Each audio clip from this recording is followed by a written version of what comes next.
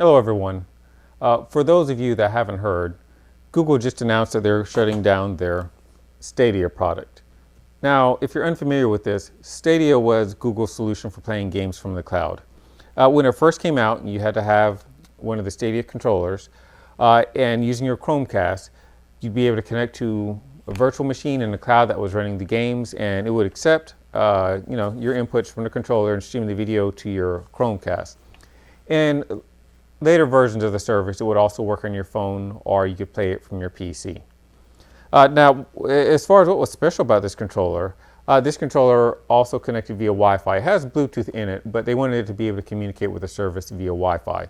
The reason being, if they were to use Bluetooth and have the controller communicate with the Chromecast and have the Chromecast relay the commands, then there's a bit of latency in there, and they were trying to reduce the latency as much as possible. So to get around that, they just had the controller connect directly through the service to the service through Wi-Fi, so it didn't have the latency from going through another device.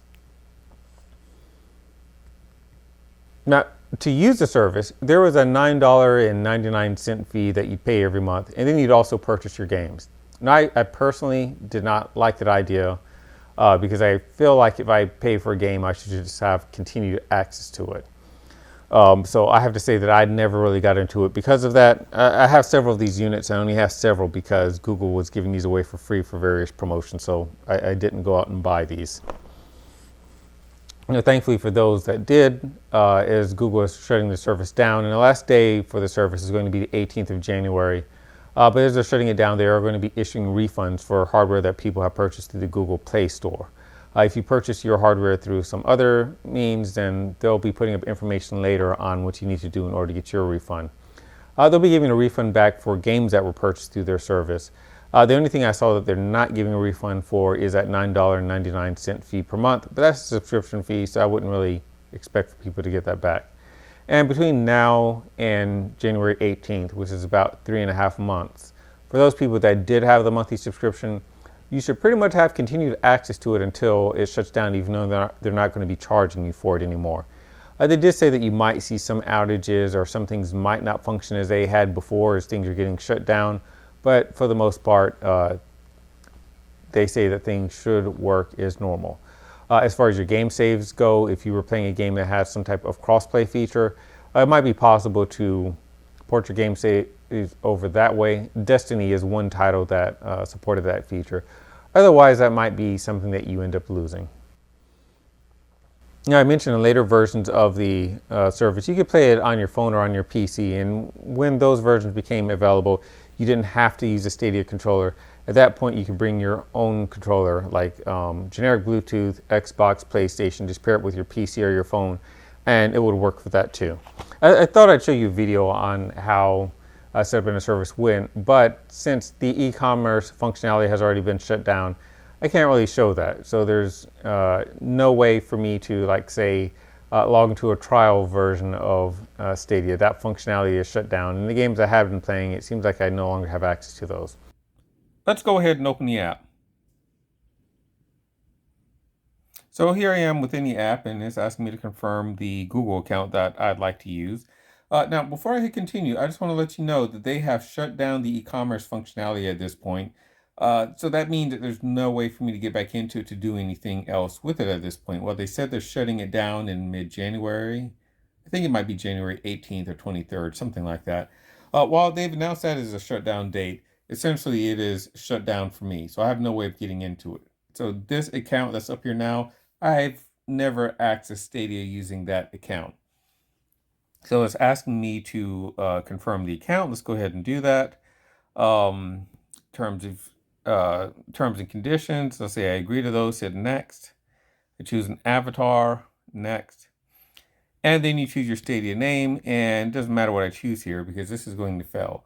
Now, like I said, they already shut down the e-commerce functionality. So I hit next here. It's going to get me to confirm my information, and I confirm, and this is where a failure occurs. Now, I think this failure is intentional, and that this is part of them ensuring that no one else gets pulled into the system. So let me try this again, only I'm going to change the account that it's using. Thing about this account is I've used Stadia before under this account. So there's been some games that I've played and such, but at this point, there's not really any games that I can get to launch. If I select see games, it's going to show me games that are available within the store. Now, for some of these games, you have to have a pro subscription, which was the $9 a month. If you have that pro subscription, then there's not really anything else needed to get to them. Of course, I had canceled my pro subscription, so I don't have access to that anymore.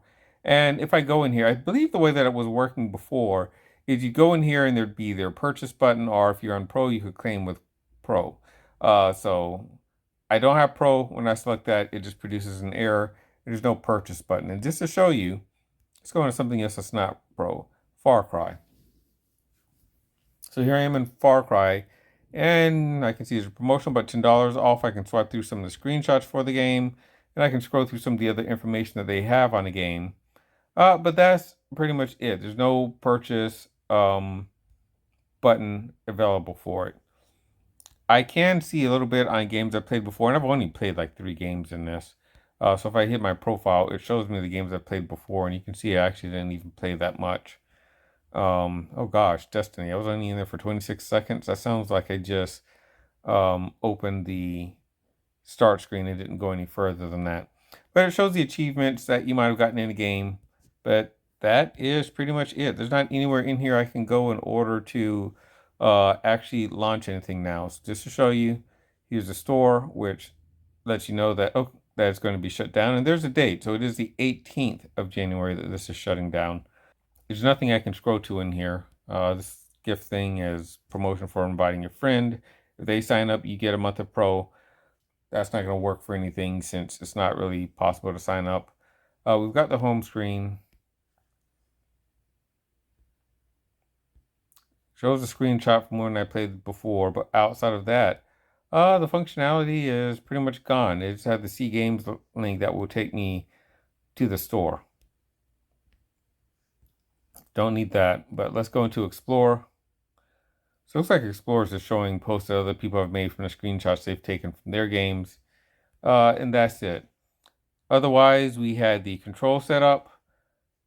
There's no use in connecting a controller since I can't do anything with it. Let's exit out of there. They had their friends set up. I never added any friends on Stadia, so that doesn't do anything. And then, of course, if I touch my profile picture, then it has some other options that were available. So let's see, switch accounts, add account to Chromecast, which I don't need to do. My account's already on a Chromecast. Purchase and subscriptions. I don't have any purchases or subscriptions to speak of. And a lot of everything else in here is just some pretty regular things. So at this point, this hardware is pretty much bricked for me. It would be nice if Google released some code so that we could play with the hardware a little bit more, see what else we could do with the Wi-Fi. But seeing as they're giving full refunds, I don't really expect them to be giving that out. So I think this will just be collecting dust unless someone figures out how to access some of the other functionality. I do think if I connect to a PC via USB-C, that will probably continue to work that way. But I have my preferred controllers for that way much less, so I don't see doing that. Now, since Google had announced that they plan to be cutting back on expenses and trying to be more efficient, we'll have to see what this new Google looks like. I don't think we'll be seeing as many experimental products or them just throwing money at something to see whether or not it works without looking for more immediate profit. So only time will let us know how that works out. Now, before I close, just a few things. You haven't seen me in a while because I've been heads down on a couple of really aggressive projects. Thankfully, both of those projects are coming to a close. One of them has been delivered and I'm close to delivering the other one. So I am trying to take advantage of the free time I have to get through another few projects. We do have December coming up, and with December, the workload really starts to lighten up, but I'm hoping it'll stay light for me until then so I can get some things up. I have a project for which I have a blog post coming out about it soon, and a video hopefully later, about setting up a Wi-Fi as a media streaming server. And for the version of this that I made, the Pi is also acting as a Wi-Fi access point and a DHCP server, because I had this working in an environment that otherwise had no network. I'm also experimenting around with a small 1.28-inch IPS circular display. I have an idea on a project for it. using this is really easy. I've purchased a Raspberry Pi Pico to use this with, and I showed that it's just made it to my city this week, so I expect to get it within the next few days and start working on that project. And when I do, there will be a blog post about it, along with some Instagram posts to show progress along the way. So if all goes well, I'll be getting that out and some other videos over the course of the next few months. So wish me well. Until next time.